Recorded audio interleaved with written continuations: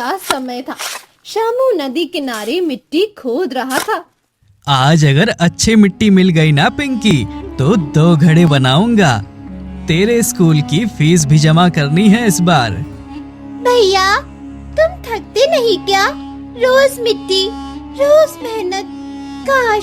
काश हमारे पास भी बड़ा चाक होता। हौसला हो तो टूटी चीज से भी काम चल जाता है।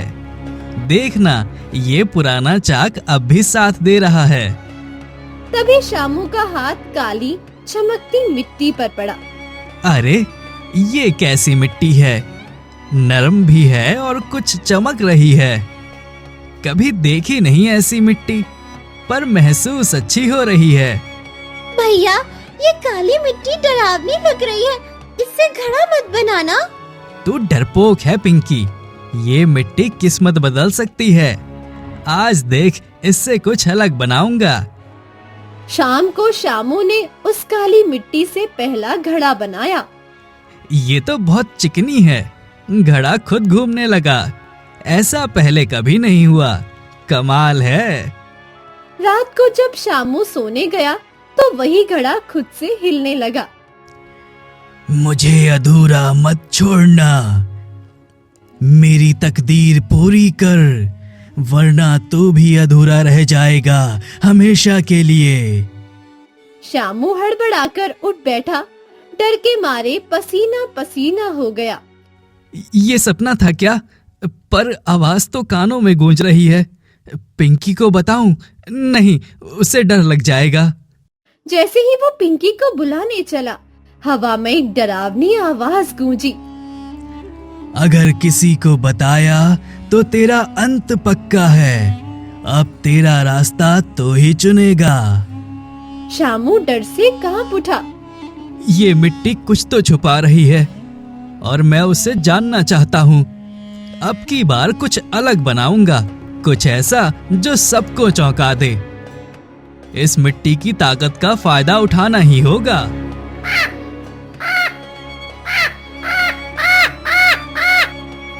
अगली सुबह शामू ने उसी रहस्यमय काली मिट्टी से एक छोटी मूर्ति बनानी शुरू की। जैसे ही मूर्ति बनी, उसकी सतह पर हल्की सी चमक दौड़ गई। ये देख, बिना रंग के ही चमक रही है। ऐसा तो सोने चांदी में भी नहीं होता। भैया, ये मूर्ति तो जादू जैसी लग रही है। लोग इसे जरूर खरीदेंगे। कितने अच्छे घड़ी और मूर्ति बन रहे हैं। तू देखती जा पिंकी, अब हमारा भाग्य बदलेगा। बस किसी को ये मिट्टी वाली बात मत बताना। धीरे धीरे शामू की दुकान पर भीड़ लगने लगी। अरे श्यामू, ऐसी मूर्तियाँ कहाँ से ला रहा है तू? ये तो जादू लग रही है। एक देना मुझे भी। श्यामू भाई, तुम्हारा हुनर तो अब पूरे गांव में मशहूर हो गया। कहते हैं तुम्हारी मूर्तियाँ रात को भी चमकती हैं। उस रात जब सब सो रहे थे, कौन है वहाँ? कौन है जो मेरी छत पर उड़ रहा है? कोई इंसान तो नहीं लग रहा। अचानक वही डरावनी आवाज फिर से जो मिट्टी तूने चुनी, वो अब तुझे चुनेगी। हर घड़ा, हर मूर्ति एक कैद है और तू अब रक्षक है। जो भी हो, मैं हार नहीं मानूंगा। पिंकी की हंसी और ये दौलत, मुझे सब कुछ चाहिए। अगले दिन दुकान के बाहर सेठ हर नारायण गुजरता है और चमकती मूर्तियां देखकर जल उठता है। क्यों शामू, आजकल तो धंधा बहुत अच्छा चल रहा है तेरा। क्या बात है, इतनी चमकती मूर्तियां कहाँ से ला रहा है? कहीं से नहीं ला रहा भैया, खुद ही बना रहा हूँ। बस थोड़ी मेहनत का कमाल है जो मूर्तियां अच्छी बन रही हैं। ये लड़का तो रातों रात राजा बन गया। जरूर कोई चाल है, मुझे पता लगाना होगा। उधर पिंकी धीरे धीरे शामू से दूरी महसूस करने लगी। भैया, पहले जैसे नहीं रहे। हर वक्त डरे डरे रहते हैं। कहीं वो मुझसे कुछ छुपा तो नहीं रहे? रहस्य गहराने लगा था। मूर्तियां बिक रही थी, पर शामू की आंखों से चैन उड़ गया था। अब ये मिट्टी मेरी जिम्मेदारी बन चुकी है, पर इसका राज क्या है ये मुझे खुद ही पता लगाना होगा।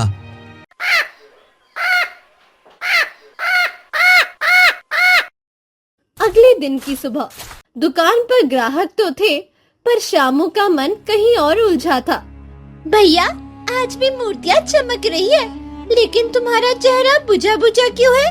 क्या बात है भैया, इतने परेशान क्यों हो?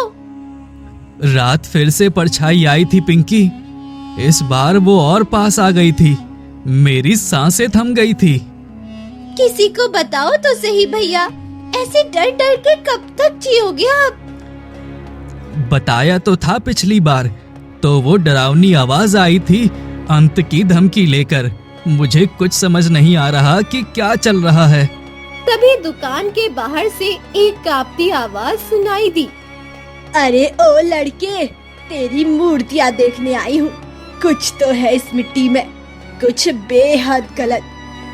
आप कौन है अम्मा? और मेरी मिट्टी में ऐसा क्या देख लिया आपने? मैं वो हूँ जो शमशान से लौटती हूँ, ताकि लोगों को जीते जी चेतावनी दे सकूं। शमशान? क्या मतलब है आपका? मैं तो मिट्टी नदी किनारे से लाया था। नदी नहीं, वो जमीन अब शमशान से सटी है। जिस मिट्टी से तू बना रहा है उसमें आत्माएं कैद है। शामू की आंखें फैल गई। ये आप क्या कह रही हैं अम्मा? कैसी आत्माएं, कैसी कैद? हर मूर्ति जिसमें चमक है उसमें किसी की पीड़ा है। हर घड़ा जो खुद घूमे वो किसी की अधूरी कहानी है। भैया, अब ये सब मत करो, छोड़ दो ये मिट्टी। हम पहले जैसे थे वो ही ठीक था ना? पर अब बहुत देर हो गई है पिंकी। इस मिट्टी से मुझे दौलत मिली है, इज्जत मिली है। तभी बगल की दुकान से सेठ हर नारायण झांकते हुए सब सुन रहा था। अच्छा, तो ये है इसका राज, काली मिट्टी। मुझे ये मिट्टी चाहिए, आज रात को ही चुरा लूंगा। उधर शामू रात को अम्मा की बातों से बेचैन था। क्या सच्ची में ये आत्माओं की मिट्टी है? पर अगर है भी तो मैं किसे नुकसान पहुंचा रहा हूँ? भैया, एक बार सोच लो, दौलत के साथ अगर बद्दुआ भी आए तो क्या फायदा भैया? तेरे स्कूल की फीस भरी मैंने, घर की छत सुधारी, सब इस मिट्टी की वजह से हुआ है। उसी रात सेठ हरनारायण शामू के घर में चुपके से घुस आया। बस थोड़ी सी मिट्टी ले लूं, फिर मैं भी करोड़पति बन जाऊंगा। उसने मिट्टी चुराई और भाग गया। उधर शामू को नींद में फिर वही आवाज सुनाई दी। तेरे लालच ने दूसरों को राह दिखाई, अब जो करेगा वो खुद भुगतेगा।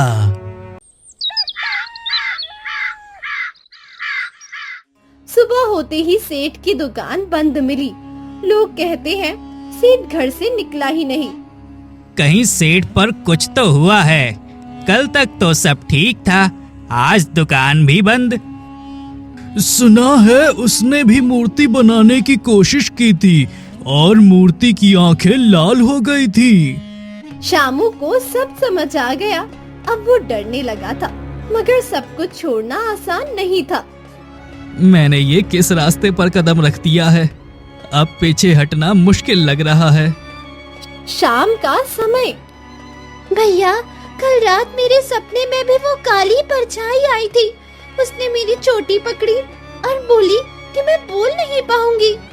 पिंकी, जब तक मैं जिंदा हूँ तुझे कोई छू भी नहीं सकता। ये मिट्टी, ये परछाई सब एक वहम है, बीत जाएगा। मैं हूँ ना तेरे साथ, तो डर मत। लेकिन ये सब सच हो रहा है भैया, सच हो रहा है। सेठ जी भी कुछ ऐसा ही करने गए थे और अब गायब है। कहीं हम भी उनकी तरह। तभी पिंकी ने वही रखी हुई एक नई बनी मूर्ति को छू लिया और फिर उसके मुंह से आवाज ही नहीं निकली। पिंकी, पिंकी, तू कुछ बोल क्यों नहीं रही? क्या हुआ तुझे? बोलना, मुझे डरा मत। पिंकी, मेरी बात का जवाब दे। पिंकी के गले से कोई आवाज नहीं निकली। उसकी आंखों में सिर्फ आंसू थे। हे भगवान, ये क्या कर दिया मैंने? सब कुछ खो दूंगा क्या? मेरी बहन भी। अब मुझे कुछ करना ही होगा। अब पछताकर भी क्या करेगा कुम्हार? जिसे तूने छुड़ाया अब वही तेरी बहन को छीन लेगा। लेकिन एक रास्ता है, एक आखिरी सौदा। जो भी करना हो मुझसे करो, मेरी बहन को कुछ नहीं होना चाहिए, समझे तुम? मैं सब करने को तैयार हूं, सौदा भी। सौदा आसान नहीं है, कीमत बड़ी है। तू अब बच नहीं सकता, कुछ ना कुछ देना ही होगा। अगर पिंकी को बचाना है तो आत्मा से हाथ धोना होगा। ले लो मेरी आत्मा, ले लो मेरी नींद, पर मेरी बहन को उसकी आवाज लौटा दो। मुझे नहीं चाहिए ये चमक, ये पैसे, मुझे सिर्फ मेरी पिंकी चाहिए। स्वीकार है तेरा सौदा, तू मर तो नहीं पाएगा। तेरा शरीर बचेगा पर आत्मा हमारी हो जाएगी और पिंकी को उसकी आवाज मिल जाएगी सुबह तक। अब जो होगा मैं झेल लूंगा, तेरे लिए कुछ भी कुर्बान कर दूंगा पिंकी, बस तू फिर से बोलने लगे। शामू बेहोश पड़ा रहा और मिट्टी धीरे धीरे सूखने लगी। सुबह की पहली किरण कमरे में पड़ी और पिंकी के मुंह से एक धीमी सी आवाज निकली। भैया, भैया, भैया उठो ना, तुम ऐसे क्यों पड़े हो? देखो, देखो मैं बोल पा रही हूँ। भैया, मेरी आवाज लौट आई भैया। शामू की आंखें खुली, वो हैरान था, थका हुआ था पर मुस्कुरा रहा था। पिंकी, तू बोल रही है? सच में तू?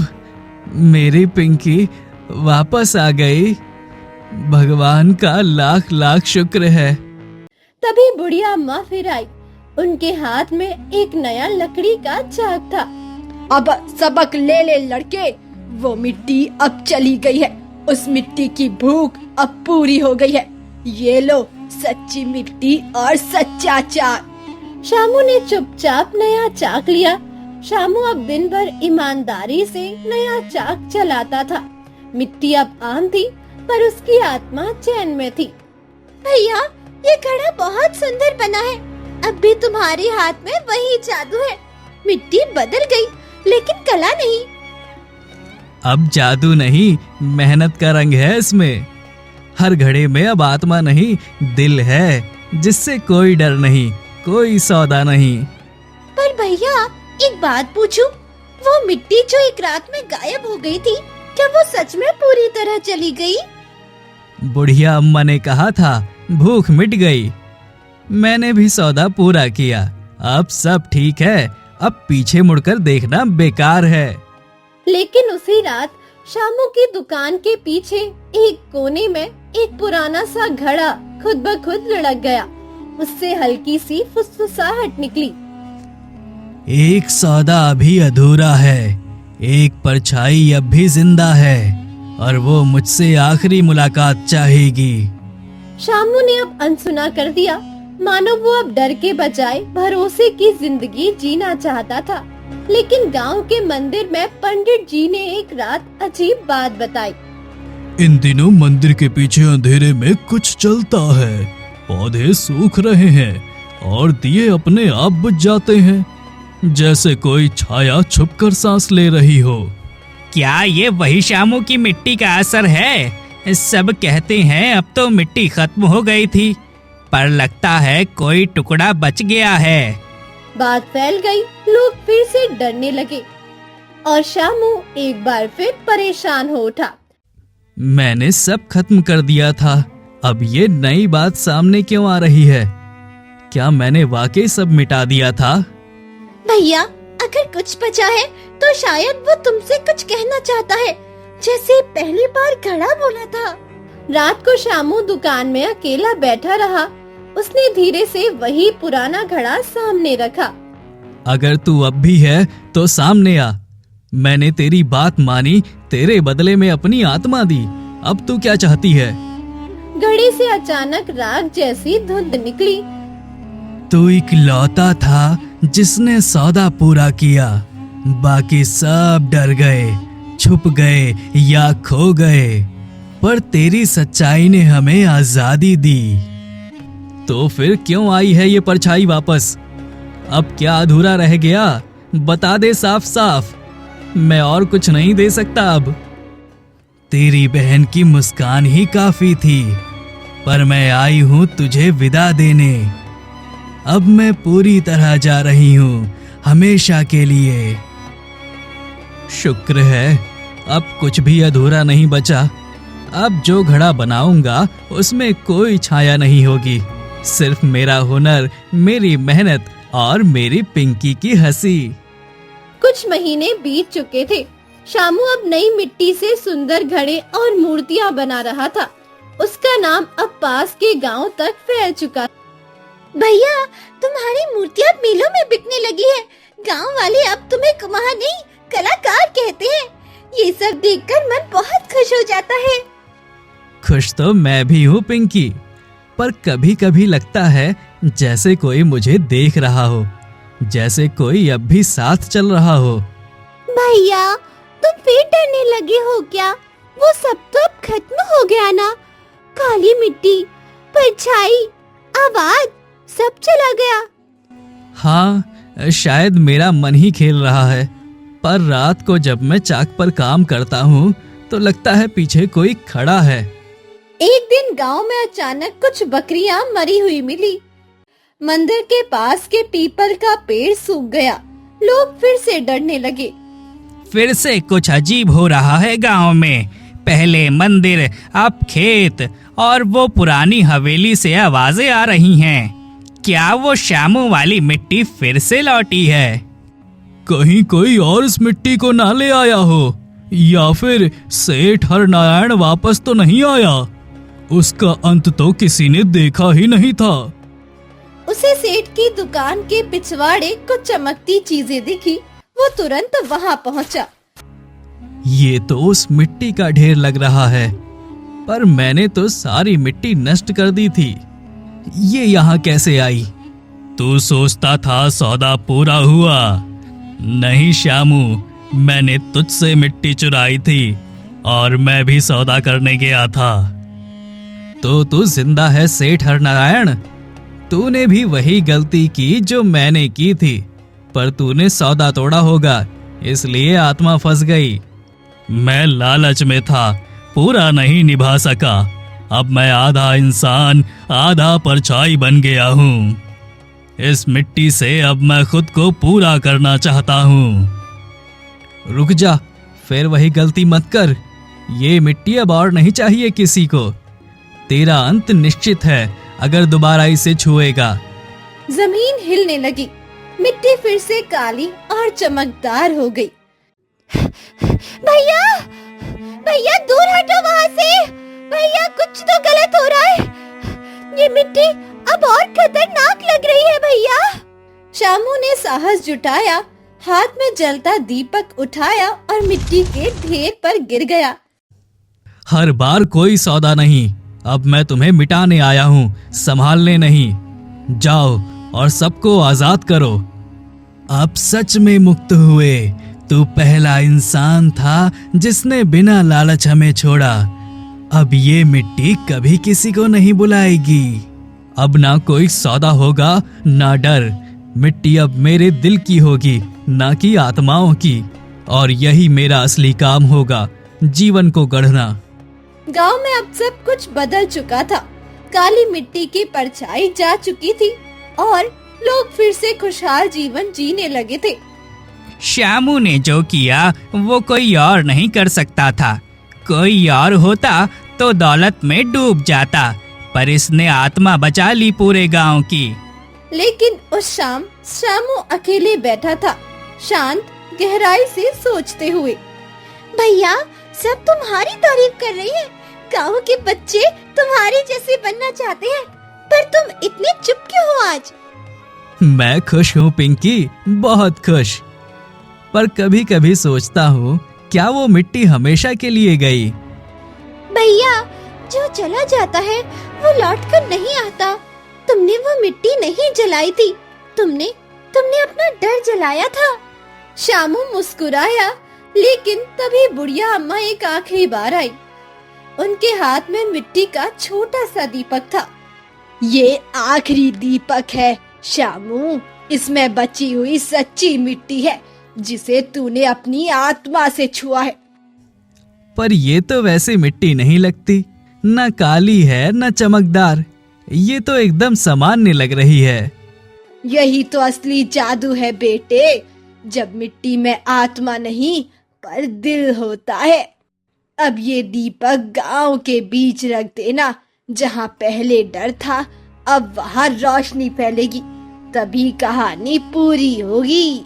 शामू ने दीपक उठाया और गांव के चबूतरे पर जाकर रखा।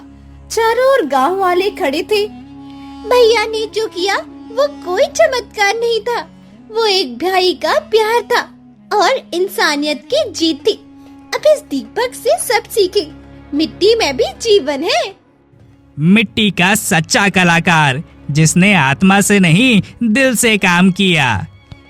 अब मैं सिर्फ घड़े नहीं बनाऊंगा, मैं कहानियां बनाऊंगा जिनमें सच्चाई, मेहनत और आत्मा हो।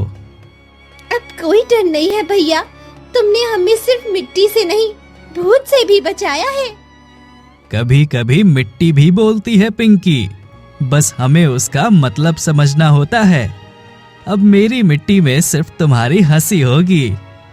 शामू की कहानी एक उम्मीद बनकर फैल गई, हर उस इंसान के लिए जो डर और लालच के बीच फंसा हो।